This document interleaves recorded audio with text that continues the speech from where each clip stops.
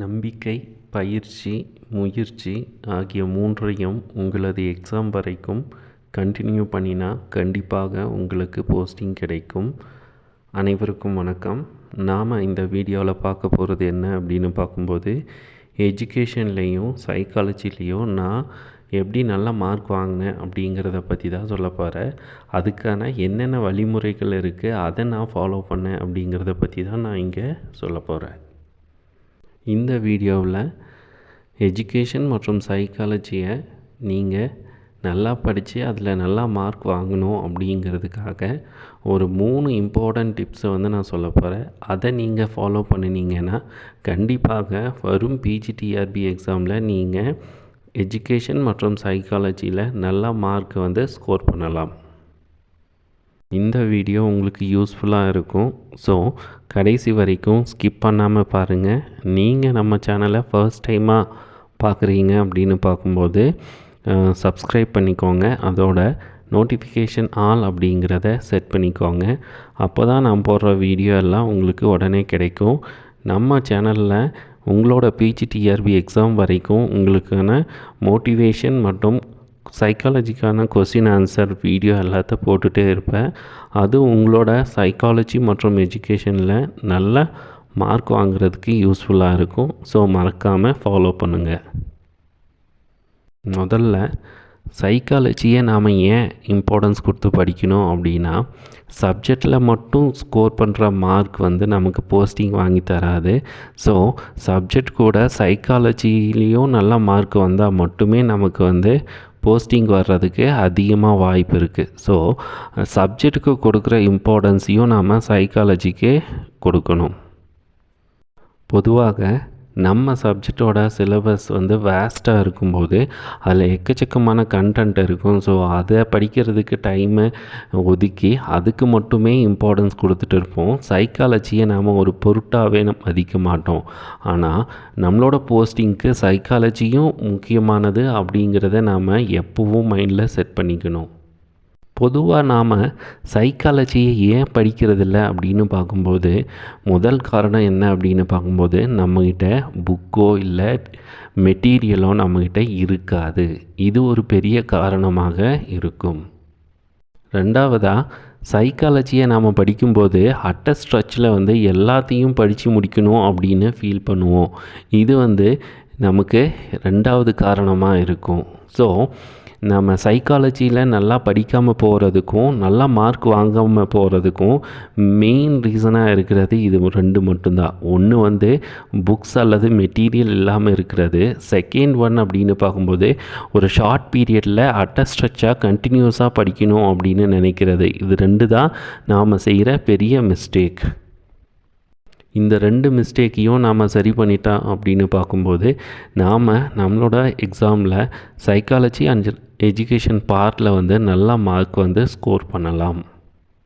என்னோடய பிஜிடிஆர்பி எக்ஸாமுக்கு நான் எப்படி ரெடியானேன் அப்படின்னு பார்க்கும்போது, ஃபர்ஸ்ட்டு என்கிட்ட சைக்காலஜிக்கான புக்கு இருந்துச்சு, எஜுகேஷனுக்கான நோட்ஸ் என்கிட்ட இருந்துச்சு. ஸோ புக் இல்லையே நோட்ஸ் இல்லையே அப்படின்னு நான் ஃபீல் பண்ணவே இல்லை. ரெண்டாவது என்ன அப்படின்னு பார்க்கும்போது, சைக்காலஜியை ஃபுல்லாக படிக்காமல், அட்டஸ்ட்ரக்சாக படிக்காமல் அந்த சைக்காலஜியில் இருக்கிற கண்டென்ட் எல்லாத்தையும் ஸ்ப்ளிட் பண்ணி கொஞ்சம் கொஞ்சமாக படிக்க ஆரம்பித்தேன். அது ரெண்டாவது பாயிண்ட். மூணாவது பாயிண்ட் என்ன அப்படின்னு பார்க்கும்போது, நான் படிக்கும்போது அந்த கண்டென்ட்டில் என்ன இருக்கோ அது எல்லாத்தையும் நான் எனக்கு புரிகிற மாதிரி எழுதி வச்சு, அதாவது இன்ஸாக எடுத்து வச்சு நான் படிக்க ஆரம்பித்தேன். இந்த 3 தான் என்னோடய பிஜிடிஆர்பி எக்ஸாமில் நான் சைக்காலஜியில் அதிகமாக மார்க் வாங்குறதுக்கு யூஸ்ஃபுல்லாக இருந்துச்சு. அந்த 3 பாயிண்ட்டையும் விரிவாக பார்த்தோம் அப்படின்னு பார்க்கும்போது, ஃபர்ஸ்ட்டாக நம்மக்கிட்ட ஒரு புக்கோ இல்லாட்டி சைக்காலஜி அல்லது எஜுகேஷனுக்கான மெட்டீரியல் இருக்கணும். ஸோ அந்த மெட்டீரியல் இருந்துச்சு அப்படின்னு பார்க்கும்போது, நாம் தைரியமாக எப்போ வேணுமானாலும் நாம் சைக்காலஜி அண்ட் எஜுகேஷனை படிக்கலாம். ஸோ அப்படி மெட்டீரியல் இல்லை அப்படின்னு பார்க்கும்போது, அந்த சைக்காலஜி எஜுகேஷன் பக்கம் நாம் திங்க் பண்ணவே மாட்டோம். அது கடைசியில் ஒரு பெரிய தலைவலியாக நமக்கு வரும். ஸோ அதனால் நீங்கள் சைக்காலஜிக்கான புக்கையும் எஜுகேஷனுக்கான புக்கையும் நீங்கள் வந்து வாங்கிக்கிறது நல்லது. செகண்ட் பாயிண்டில் நான் சொன்ன மாதிரி இந்த சைக்காலஜி மற்றும் எஜுகேஷனை வந்து நான் ஃபுல்லாக ஸ்ட்ரெச்சாக ஒரே நாளில் படிக்கணும் அப்படின்னு நினைக்கல. அதை கொஞ்சம் கொஞ்சமாக படிக்கலாம் அப்படின்னு முடிவு பண்ணேன். அதை அந்த சிலபஸ்க்கு தகுந்த மாதிரி ஸ்ப்ளிட் பண்ணேன். அந்த ஸ்ப்ளிட் பண்ணது எல்லாத்தையும் கொஞ்சம் கொஞ்சமாக படித்தேன். அதை வந்து ஒரு ரெகுலராக படிக்கிற மாதிரி, அதாவது டெய்லியும் ஒரு 1/2 to 1 hour வந்து டெய்லி அதை டச் பண்ணிகிட்டே இருக்கிற மாதிரி நான் படித்தேன். ஸோ அப்படி இருக்கும்போது நாம் படித்ததை வந்து திரும்ப திரும்ப பார்க்கும்போது என்ன ஆகுது அப்படின்னு பார்க்கும்போது மைண்டில் ஃபிக்ஸ் ஆகிடும். ஸோ அதை பற்றி நாம் கவலைப்படவே தேவையில்லை.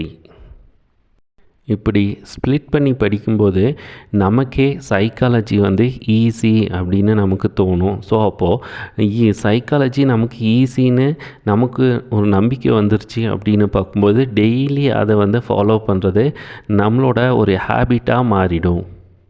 3வது பாயிண்டில் சொன்ன மாதிரி நான் படிக்கும்போது வெறுமனையாக படிக்கிறத மட்டும் என்னோடய வேலையாக எடுத்துக்கல.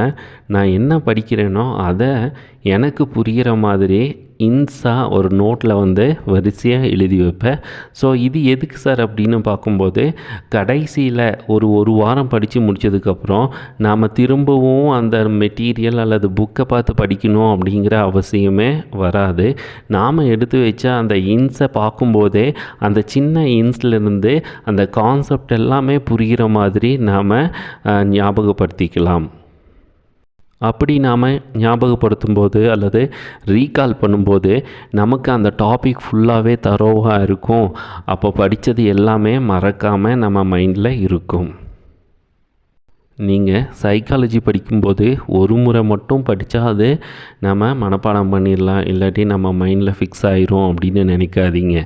அதை திரும்ப திரும்ப படிச்சுட்டே இருக்கணும். ஏன் திரும்ப திரும்ப படிச்சுட்டே இருக்கணும் அப்படின்னு சொல்கிறேன்னு பார்க்கும்போது மோஸ்ட் ஆஃப் அங்கே இருக்கிற அறிஞர்கள் எல்லாமே வந்து ஒரே மாதிரி தான் அதோட வரையறையை கொடுத்துருப்பாங்க. அதாவது அந்த கான்செப்ட் எல்லாமே ஒரே மாதிரி தான் இருக்கும். ஸோ அப்போது அதுக்குள்ளார நாம் டிஃப்ரென்ஷியேஷன் பண்ணி பார்த்தா தான் நமக்கு எந்த கான்செப்ட் அப்படின்னு நமக்கு புரியும். ஸோ அப்போது திரும்ப திரும்ப படிச்சுட்டே இருந்தால் மட்டும்தான் அது எல்லாத்தையும் நாம் டிஃப்ரென்ஷியேட் பண்ண முடியும். இல்லை அப்படின்னு பார்க்கும்போது நம்மளால் பொதுவாக இருக்கிறத வந்து டிஃப்ரென்ஷியேட் பண்ணவே முடியாது.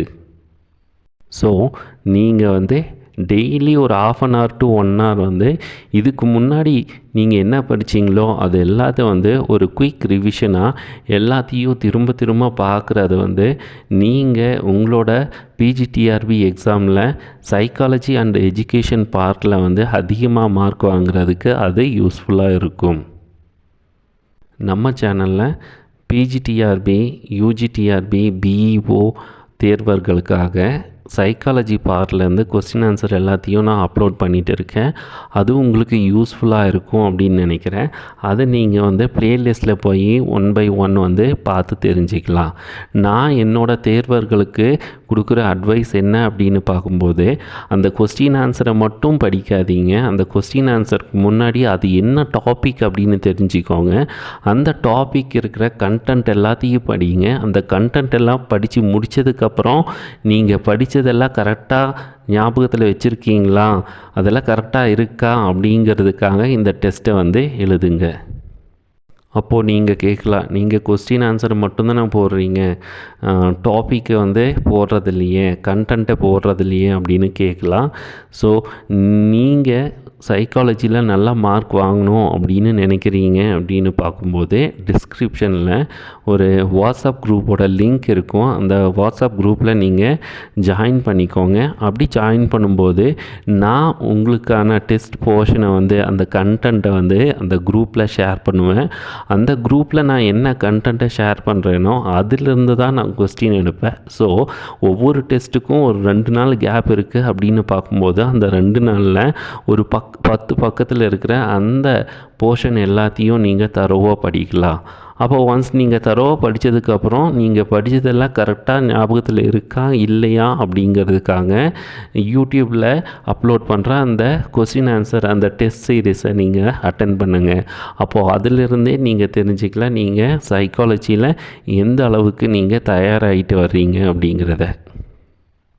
திரும்பவும் சொல்கிறேன், உங்கள் சப்ஜெக்ட்டுக்கு மட்டும் நீங்கள் இம்பார்ட்டன்ஸ் கொடுத்து படிக்காதீங்க. அது கூடவே சைக்காலஜியும் சைட் பை சைடாக நீங்கள் படிச்சுட்டே வாங்க. அப்போ தான் சப்ஜெக்ட்டுக்கான மார்க்கும் சைக்காலஜியில் வாங்கின மார்க் ரெண்டுமே சேர்ந்து உங்களுக்கு வந்து பிஜிடிஆர்பி எக்ஸாமில் போஸ்டிங் வாங்கி கொடுக்குற மாதிரி அந்த சுச்சுவேஷனை வந்து கிரியேட் பண்ணும். கடைசியாக நான் சொல்ல வர்றது என்னன்னு பார்க்கும்போது, உங்களோட சப்ஜெக்ட்டுக்கு கொடுக்குற இம்பார்ட்டன்ஸை வந்து சைக்காலஜிக்கும் கொடுங்க. ஏன் அப்படின்னு பார்க்கும்போது, சைக்காலஜியில் ஒரு நல்ல மார்க் இல்லாமல் உங்களால் பிஜிடிஆர்பி எக்ஸாமில் போஸ்டிங் வாங்க முடியாது. ஸோ சைக்காலஜிக்கும் நீங்கள் வந்து இம்பார்ட்டன்ஸ் கொடுத்து தான் படிக்க வேண்டிய அவசியம் இங்கே இருக்குது. சைக்காலஜியை நல்லா படித்து அதில் நல்லா மார்க் வாங்கி உங்கள் சப்ஜெக்ட் மார்க்கோடு சேர்த்து நீங்கள் வருகின்ற பிஜிடிஆர்பி எக்ஸாமில் போஸ்டிங் வாங்கணும் அப்படின்னு வாழ்த்துகிறேன். நன்றி, வணக்கம்.